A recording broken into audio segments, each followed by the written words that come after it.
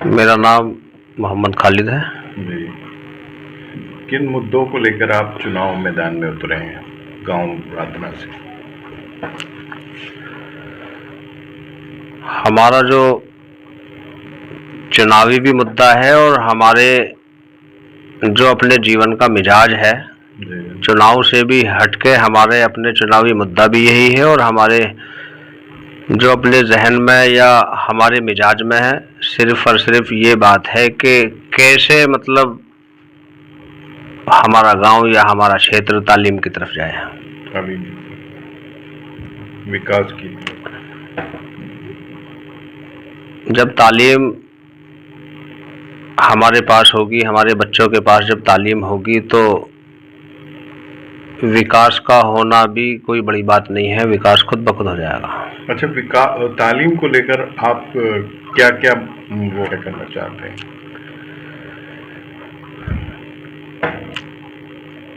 सबसे पहले तालीम के लिए हमारे जहन में ये बात है कि जो हमारे गांव के जो बच्चे हैं, हम चाहते हैं कि हमारे गांव के बच्चे देश के हर कोने में, जहां भी हमारे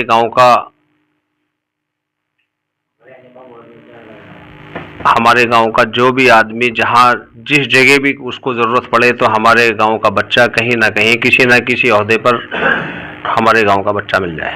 अच्छा, तो उसको लेकर आप क्या कोशिश करना चाहते हैं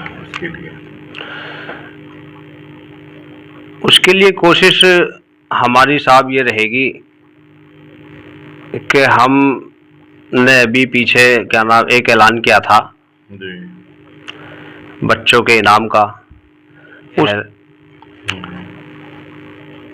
आने वाला जो समय है वो बच्चों के पेपर का है। अच्छा अच्छा। वो जो बच्चों के पेपर का जो रिजल्ट आने के बाद जो हमारे गांव का बच्चा इंटर और हाई स्कूल की तैयारी जो बच्चा ढंग में पूरी कर लेता है जी, वो लगभग 80% IAS और PCS की तैयारी पूरी कर लेता है। जी। इसीलिए हमारा इस चीज़ पर जोर है। काश अगर बच्चा हमारा हाई स्कूल और इंटर टॉपर बनेगा, मान लीजिए उसने अपना 80% IAS PCS की एग्ज़ाम की तैयारी वो कर चुका जी। इसमें हम बच्चों को इसकी होड़ लगाने के लिए या उनकी हौसला अफजाई के लिए हमारा मानना ये है कि हमने जो ऐलान किया है राधना व इंदरपुरे के लिए क्या है जी, लेकिन टॉपर का, लेकिन हमें उम्मीद ये है कि बच्चा तैयारी तो राधना और इंदरपुरे की ही लेके चलेगा, लेकिन हमें अपने बच्चों से, अपने गांव के बच्चों से पूरी उम्मीद है कि वो ब्लॉक या जिला टॉप करेंगे। अच्छा, तो उस पर क्या इनाम देंगे आप? हम अपने बच्चों को जो इंटर टॉपर बच्चा होगा उसको हम 50,000 रुपये का इनाम देंगे जी। जो हाई स्कूल टॉपर होगा उसको हम 25,000 रुपये का इनाम देंगे। अच्छा, इसके अलावा और क्या मुद्दे हैं आपके? इसी तालीम की कड़ी को आगे बढ़ाते हुए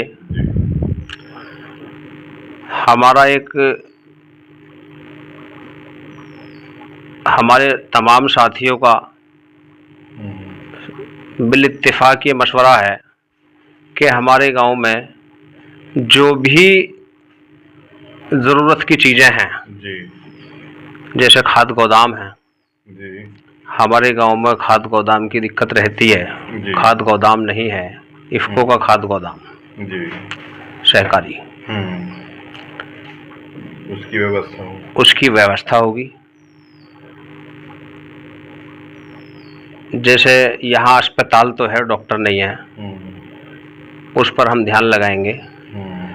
अपने बच्चों की तालीम के लिए जो यहाँ का सरकारी स्कूल है, स्कूल तो है, फर्नीचर नहीं है। जी। उनकी कोशिश करेंगे कि उनकी वहाँ उठने बैठने की व्यवस्था अच्छी हो। जी। जिन जिन चीज़ों से गांव की बेहतरी के लिए काम होगा, गांव को फ़ायदा पहुंचता होगा, हम और हमारे साथी उस पर पूरा काम करें। इसके लिए सबसे पहले तो जो हमारे बच्चों का ध्यान है, जो हम पहले से ही मतलब अपने बच्चों को भी, दूसरों के बच्चों को भी कोशिश करते हैं कि वो अपनी सेहत का खुद ख्याल रखें।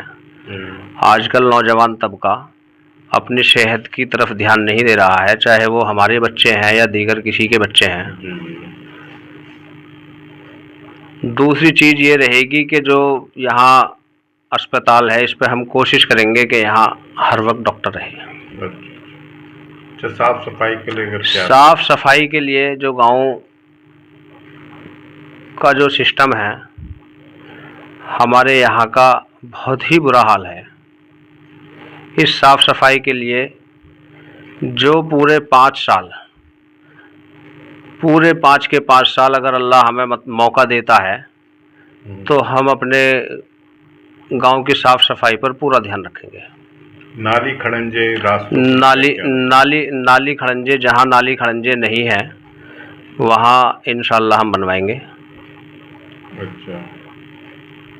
जहाँ नाली खड़ंजे हैं उनकी हम साफ सफाई करेंगे।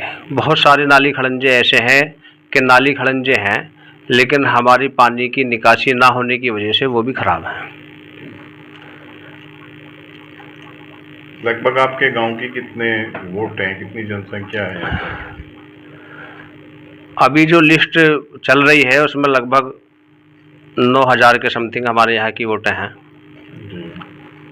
उम्मीद है 9-10 हज़ार वोट हो जाएंगी। जी। तो लोगों का किस तरह से आपको वो मिल रहा है सपोर्ट? हमें जो लोगों का सपोर्ट है, जो हमारे साथी हैं, वो इस कदर मेहनत कर रहे हैं, वो हमारे साथी ही जी जान से लगे हैं। और हमारे तमाम साथी, बहुत बड़ी संख्या है हमारे साथियों की, जो वो अपनी पूरे जी जान से मेहनत में लगी है।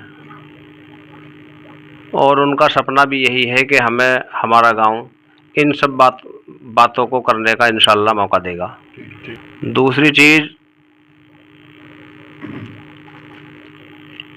जैसे तालीम पे बात हुई थी, तालीम ही एक ऐसी चीज़ है जो ऑटोमेटिकली जो है सारी चीज़ें ख़त्म हो जाती है। ये एक बच्चों का पेपर है। जहाँ तक आपने गांव की बात मुझसे पूछी है,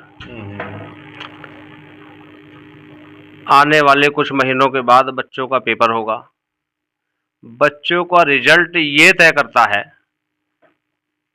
कि बच्चे की लगन और मेहनत कितनी है। लेकिन उसके बाद फिर एक पेपर होगा जो पूरी बस्ती का पेपर होगा, हर बालिग का पेपर होगा, हर मर्द औरत का पेपर होगा। उस पेपर का जिस वक्त रिजल्ट आएगा वो ये तय करता है कि हमारा गांव चाहता क्या है, क्या भविष्य होगा उसका क्या भविष्य होगा, हमारा गांव किस तरफ, हमारे गांव के लोग किस दिशा पे चलना चाहते हैं।